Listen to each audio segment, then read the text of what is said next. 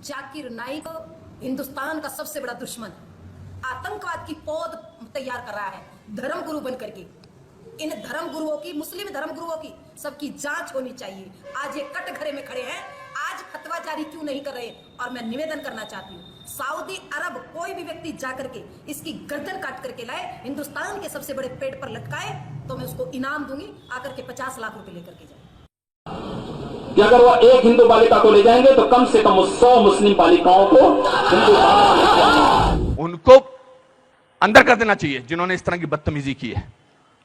हैं कुछ ऐसे लोग पार्टी में जो बकवास करते हैं, चाहे वो साध्वी हैं, चाहे वो और कोई योगी हैं, उनको अंदर कर देना चाहिए, उनको डांटना चाहिए और उनको निकाल देना चाहिए। माइक नंबर 1 से, अगर वहां पर कोई गैर मुस्लिम भाई मौजूद हैं, माइक नंबर 1 से। सबसे पहले तो मैं नाइक साहब को धन्यवाद देता हूं कि इस खुला अधिवेशन में तमाम लोगों की आप जवाब दे रहे हैं और अधिकतर गैर मुस्लिमों को लोगों को जवाब दे रहे हैं और संतुष्ट कर रहे हैं। मेरा जवाब यह है, मैं त्रिलोकचंद जैन, नगर परिषद उपाध्यक्ष किशनगंज। मैं जैन धर्म में, जैन परिवार में जन्म हुआ हूं और अधिकतर जो घर में जन्म लेते हैं उसी धर्म का पालन करते हैं, लेकिन मैं इंसानियत धर्म मानता हूं और तमाम धर्म की किताबों को पढ़ता हूं और तमाम लिखी हुई अच्छी बातों को मैं ज्ञान करता हूं। लेकिन एक बात आज जानना चाहता हूं कि आप यहां केवल, जैसा मुझे सुनने में और देखने में अभी पड़ रहा है, कि आप जो बात कह रहे हैं केवल इस्लाम धर्म की आखिरी बात, इस्लाम धर्म की सारी बातों को आप कबूल करवा रहे हैं और इस्लाम धर्म को सर्वोपरि मान रहे हैं। मैं भी मानूंगा अगर आप मेरी बात को, अभी ईसाई धर्म भी है, बौद्ध धर्म भी है, जैन धर्म भी है और सिख धर्म भी है, हिंदू धर्म भी है। और धर्म क्या है? धर्म तो मैं मानता हूं पानी का धर्म ठंडा है, सूर्य रोशनी देता है उसका धर्म है, चांद रोशनी देता है वो धर्म है, हवा का बहना वो धर्म है। ये संप्रदाय है या क्या है, या किसको मानना चाहिए, या जो लोग जहां मान रहे हैं वो अच्छी बात है, या हम नहीं मान रहे हैं तो उसमें हमारा क्या नुकसान है? इसको जरा तमाम बातों को मेरा स्पष्टीकरण चाहिए कि किस धर्म को मानने से और किस बात को मानने से मनुष्य का कल्याण हो सकता है। भाई साहब ने बहुत अच्छा सवाल पूछा है और बहुत अहम सवाल पूछा है। वो कहते हैं कि वो इंसानियत धर्म में मानते हैं, सारी मजहब की किताबों को पढ़ते हैं, लेकिन यहाँ देख रहे हैं कि जाकिर बाकी लोग का हवाला देके, लेकिन इस्लाम कहते हैं कि इस्लाम फाइनल है, इस्लाम मेन है। ये आपका जैसा कहा, इस्लाम मेन है। भाई साहब ये मैं नहीं कह रहा हूं, ये वेद में लिखा है।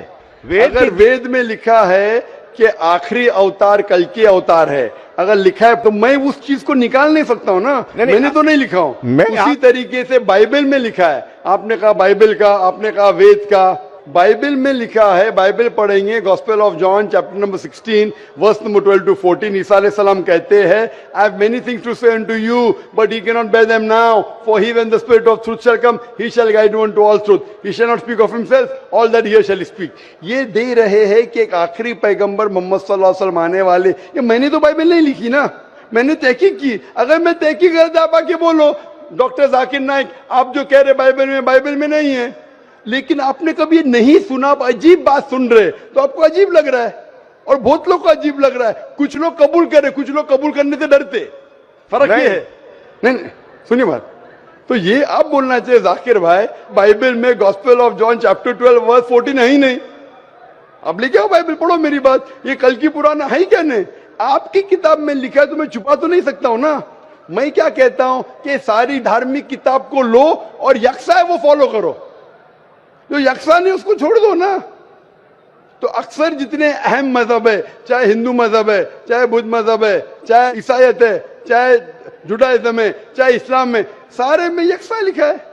आप अगर पढ़ेंगे हिंदू मजहब की किताब, वेद पढ़ेंगे, बाइबल पढ़ेंगे, old testament, new testament, Judaism, Christianity, इस्लाम, ये चारों मेन मजहब को आप लेंगे, सब में लिखा है खुदा एक है, उसका कोई अक्स नहीं है, आखिरी पैगंबर मोहम्मद सल्लल्लाहु अलैहि वसल्लम है। तो मैं थोड़ी छुपा सकता हूं। मुसलमान भी चौंक जाते, इस्लाम और हिंदुइज्म में यकसानियत हो ही नहीं सकती। कितने मुसलमान मेरे खिलाफ है, हिंदुइज्म और इस्लाम में यकसानियत हो ही नहीं सकती। लेकिन जब खुदा फरमाते ताला इला कलिमतिन सवाइम बैना बैनकुम, आओ हम उस बात की तरफ जो यकसा है। मैं भाई साहब जितनी लंबी तकरीर मैं दे सकता हूं हिंदू और इस्लाम मजहब में यकसानियत, उससे लंबी तकरीर दे सकता हूं डिफरेंसेस के ऊपर, इख्तिलाफ पे। लेकिन मेरा काम इख्तिलाफ ने, मेरा काम यकसानियत का है, क्योंकि मैं तालिब इल्म हूं। मैं अगर तकरीर करने लगूं कि हिंदू मजहब और इस्लाम में डिफरेंस क्या है, तो और लंबी तकरीर कर सकता हूं मैं। लेकिन मेरा काम है लोगों को जोड़ना, लोगों को तोड़ना नहीं। लेकिन जोड़ते वक्त जब मालूम पड़ रहा है सही, अगर बाकी के धार्मिक गुरु अपने लोग से नहीं कह रहे, क्या उनके किताब में लिखा है कि खुदा एक है, खुदा के अलावा किसी की और पूजा नहीं करना चाहिए, आखिरी पैगंबर मोहम्मद सल्लल्लाहु अलैहि वसल्लम की उनकी गलती है, मेरी गलती क्या है? और मैं तो खुले मंच पे बोल रहा हूं ना, और मैं कहता हूं कि आओ आपके धार्मिक आदमी को लेकर, अगर गलती है बैठ के हम डिस्कशन करेंगे, जिस तरीके से मैंने श्री रविशंकर के साथ किया था। श्री रविशंकर हिंदुस्तान में सबसे ज्यादा माने जाने वाले इन स्क्रिप्चर्स में श्री रविशंकर है, उनके साथ मुनाजरा किया मैंने ओपन स्टेज के ऊपर, ओपनली। तो इसके अंदर अगर हक बात सामने आ रही है, लोग हक कबूल कर रहे, उसमें क्या है? आप मुझे ऐसी कोई चीज लेके आओ जो मैं नहीं मानता हूं और कुरान और वेद में लिखे मैं फौरन मानूंगा। आप एक चीज पेश करो मुझे, एक जो कुरान और वेद में लिखा है, इसमें मैं अमल नहीं करता हूं, फौरन अमल करूंगा। भाई साहब समझ रहे क्या बोल रहा हूं मैं? इसको कहते हैं इंसानियत। खाली मुंह से बोलना इंसानियत क्या है? ये तो पॉलिटिशियन का काम हो गया। मैं सब में मानता हूं, सब में मानता हूं, सब में मानता हूं, तो अमल तो करो। जो आदमी अमल नहीं करता, सिर्फ मुंह से बोलता है, वो तो माफ करना, मेरे हिसाब से ये ढोंगी है। वो जितने लोग आते प्लेटफॉर्म पे बोलते सर्वधर्म एक है, वो ढोंगी है, उन्होंने अपनी किताब ही नहीं पढ़ी है। ऐसे ढोंगी लोग से क्या बात करना? मैं हक की बात कर रहा हूं। आप एक चीज मुझे दिखाओ जो कुरान और वेद में लिखी है, मैं फौरन मानूंगा। चैलेंज करता हूं मैं, एक चीज लिखो जो आपके शास्त्र में लिखी और कुरान में लिखी है, फौरन मानूंगा मैं। इसको बोलते जिगर। यंग हूं मैं आपसे यंग हूं, लेकिन जिगर रखता हूं अल्हम्दुलिल्लाह। बड़े मंच पे सिर्फ यहां ने दिगर ममालिक में जाके बोलता हूं, इसलिए लोग मुझसे डरते हैं। ये आ जाएगा तो पोल खुल जाएगा, भाई हमारी दुकान बंद हो जाएंगी। लोग बोलते हैं हमारी दुकान बंद हो जाएंगी। मैं जब जानता हूं मैं हक के ऊपर, और जैसा आपने सुबह में कहा था कि लोग विरोध करेंगे अच्छे लोग का, वही बात। मैं हक की बात क्यों, किससे डरना? खुले मंच पे कह रहा हूं, मुझे आजादी है देश में।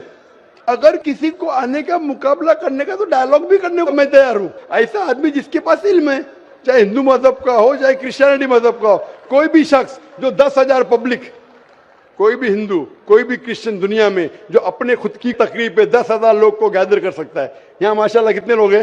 यहाँ तकरीबन 5-10 लाख लोग हैं बराबर।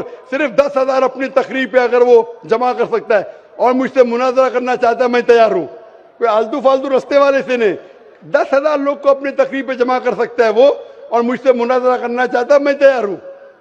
क्योंकि मैं हक की बात करता हूं। खाली बोलना सर्वधर्म क्या है? मैं सच्ची में लोग को एक करने चाहता हूं, जो कुरान में लिखा है, जो वेद में लिखा है, जो बाइबल में लिखा है। वाकई ये मानना पड़ा कि उठ के अब बज़्म जहां का और ही अंदाज है, उठ के अब बज़्म जहां का और ही अंदाज है, मशरिको मगरिब में तेरे दौर का आगाज है। 2 पर माइक नंबर 2 पर अगर कोई गैर मुस्लिम भाई हैं तो अपना सवाल कर सकते हैं। सर मैं कहना चाहता हूं कि जो वर्दी पहनते हैं वही क्या देशभक्त होते हैं? मेरा कहना आप समझ रहे हैं। और मैं आपसे, आपके हाथ से मैं कुरान को पाना चाहता हूं, क्योंकि मुझे बहुत कुछ जानना है। मुझे कभी कभी लगता है कि ना भगवान है ना खुदा है। अगर नहीं भी माने फिर भी वो हमें सब कुछ देगा। क्यों हम लोग वेट करते हैं हिंदू मुसलमान बनने के लिए? ऐसा लगता है हमें। तो हमको बहुत जानकारी अभी बाकी है, हम जानना चाहते हैं।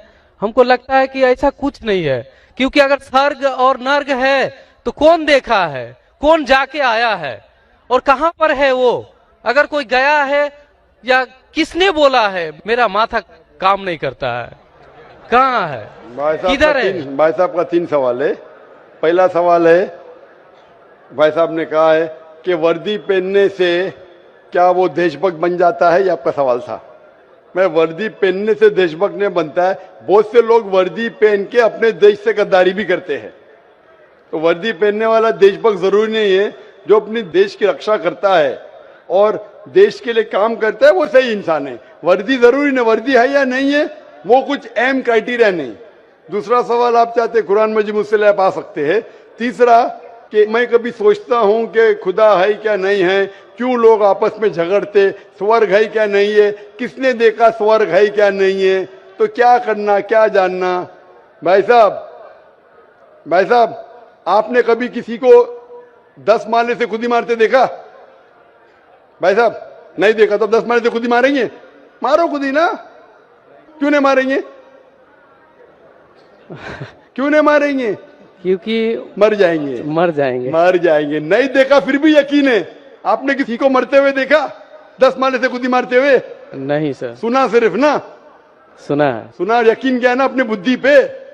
तो यही चीज, सब चीज देखना जरूरी नहीं। मैं स्वर्ग को देखूंगा तो ही मानूंगा। क्या आपको अमेरिका जाना जरूरी है मानने के लिए अमेरिका है क्या? नहीं। आज टेक्नोलॉजी बढ़ चुकी है भाई साहब। आप 10 माले से खुद ही मार के एक आदमी को मरते देखेंगे फिर ही बोलेंगे अच्छा 10 माले से खुद ही मारेगा तो इंसान मर जाएगा। ये जरूरी नहीं देखना। अपने बुद्धि से आपको इम्तिहान लेने पड़ेगा, क्या बात सच है क्या बात गलत है। तो आप जब पढ़ते हैं, जो शास्त्र पढ़ते हैं, जो आपकी बुद्धि को नहीं संतुष्ट करता है, आप उसमें नहीं मानते। तो ऐसे शास्त्र पढ़ो जो आपकी बुद्धि को मनवाएगा। और मिसाल के तौर के ऊपर कुरान मजीद, आज अगर आप साइंस और टेक्नोलॉजी के हवाले से कुरान मजीद चेक करते, कुरान मजीद में एक भी आयत नहीं जो साइंस के खिलाफ है। आज आप 80% चीज मिसाल के तौर पे साइंस के जरिए कुरान मजीद की साबित कर सकते। 20% एम्बिग्युअस है, नीदर सच नीदर गलत। मिसाल के तौर पे साइंस ने ये साबित नहीं की क्या स्वर्ग है या नरक है, बराबर। साइंस ने यह भी नहीं साबित की कि दूसरी जिंदगी है, पुनर्जन्म, लाइफ आफ्टर डेथ।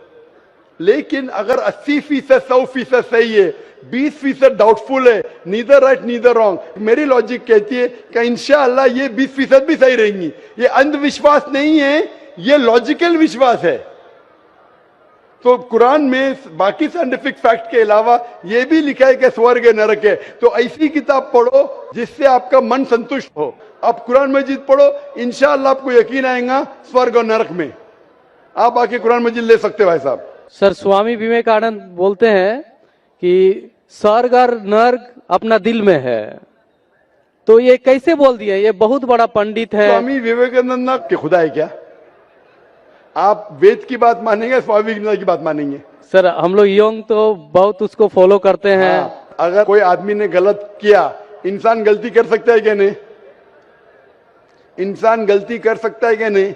कर सकता है सर। कर सकता है। तो कोई इंसान कुछ चीज कहता है, आपको देखने पड़ेगा वो सही है क्या गलत है। मैं भी इंसान हूं, मैं भी गलती कर सकता हूं। गलती क्या तो बोलूंगा सॉरी भाई, इंसान हूं, गलती कर सकता हूं। कर सकते क्या नहीं? तो अगर स्वामी विवेकानंद ना वेद के खिलाफ बात करते तो उसकी बात मत मानो। जो बात वो वेद के मुताबिक करते वो बात मानो। आप समझ रहे?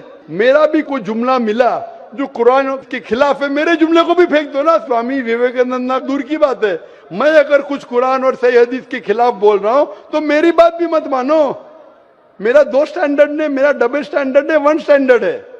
जो खुदा ने बोला, खुदा की किताब को मानो, उसके ऊपर अमल करो। लोग अक्सर आपको खुदा की किताब से दूर लेके जाते। मैं यहां आया हूं लोग को खुदा की किताब के नजदीक लेके आने के लिए।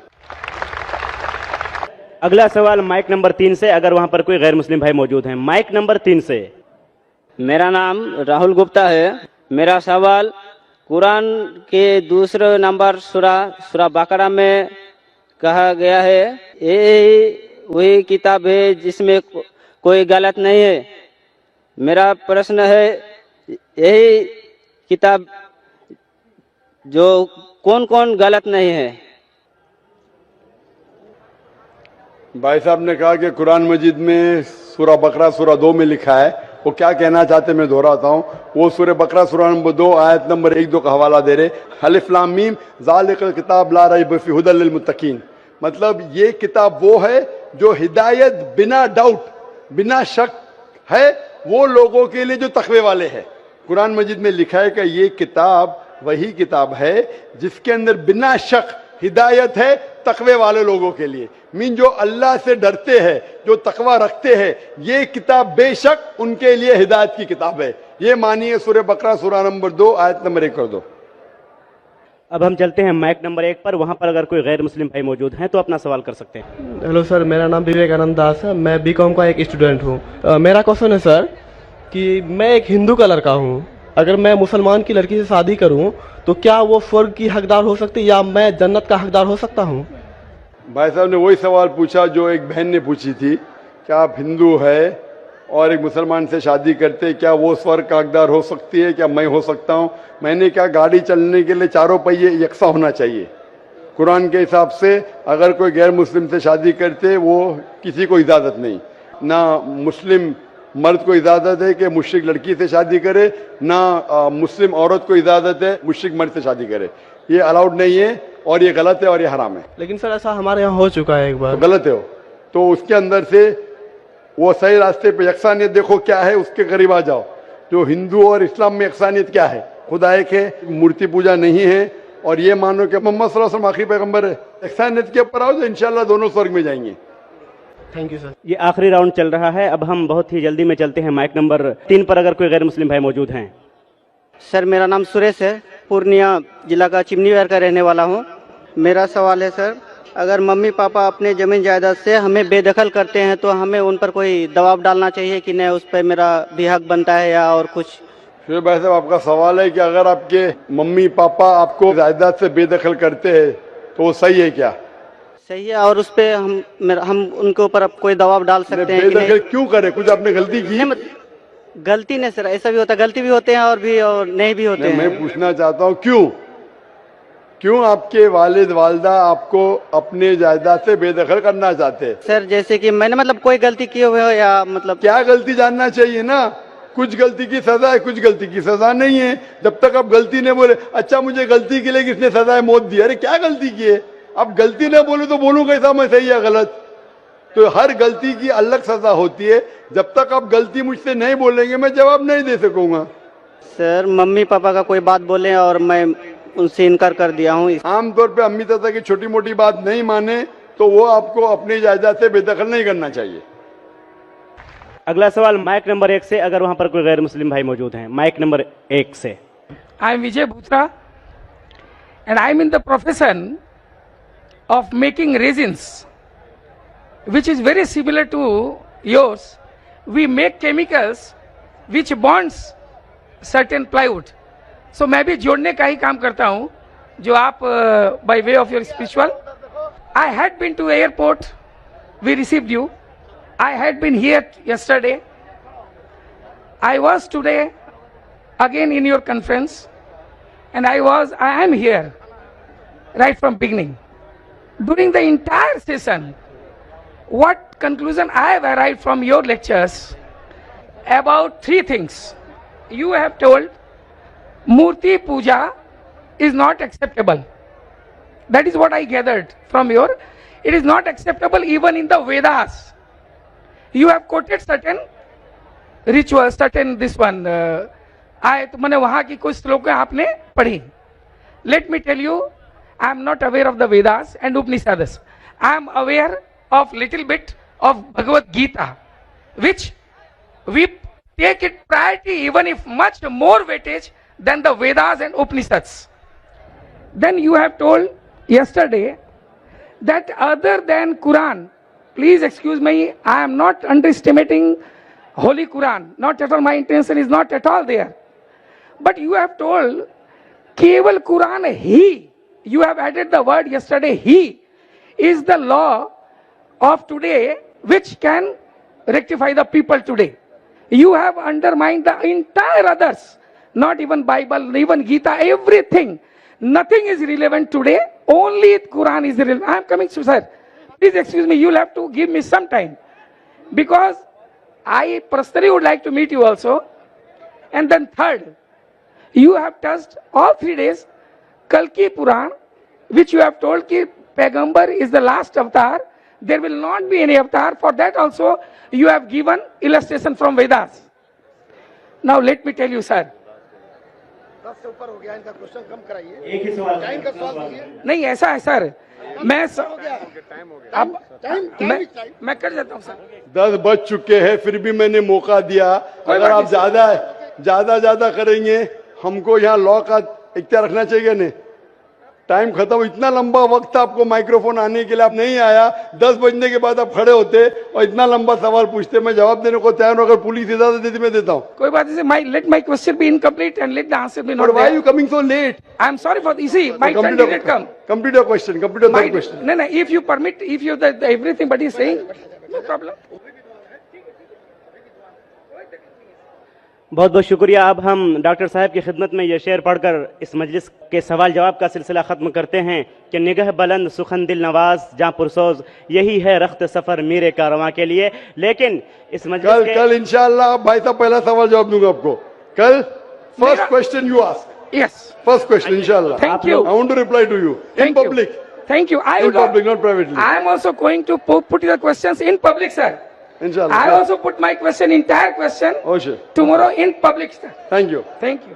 आप लोग शांति का माहौल बना रखें। अगर आप लोग डॉक्टर जाकिर नायक साहब से मोहब्बत करते हैं तो मोहब्बत का मतलब होता है उनका एहतराम करना और उनको तकलीफ न पहुंचाना।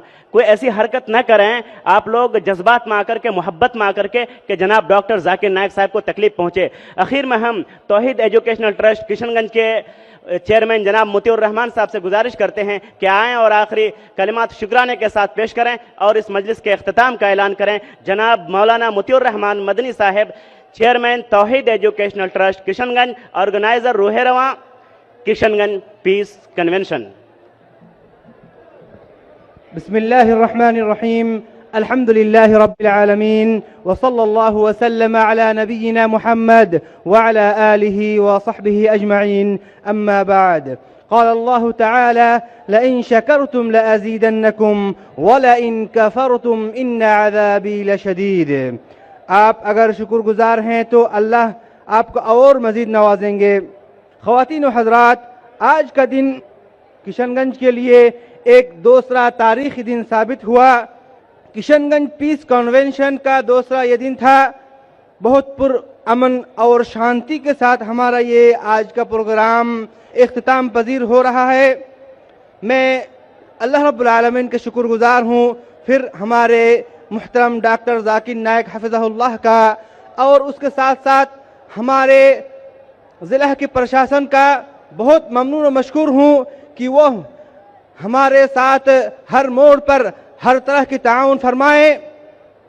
और मैं आप सामीन का भी बहुत बहुत शुक्रगुजार हूँ कि आप शांति और पीस के साथ आज का ये प्रोग्राम सुने। मैं कल इंशाअल्लाह आप लोगों का इंतज़ार करूंगा, लेकिन गुजारिश होगी आप लोगों से कि पुरअमन और शांति के साथ आप आएँ इस प्रोग्राम में। इन्हीं चंद कलिमात के साथ मैं अपनी बात को ख़त्म करता हूँ इस दुआ के साथ, सुब्हानक अल्लाहुम्मा व बिहम्दिका अशहदु अल्ला इलाहा इल्ला अंत अस्तगफिरुका।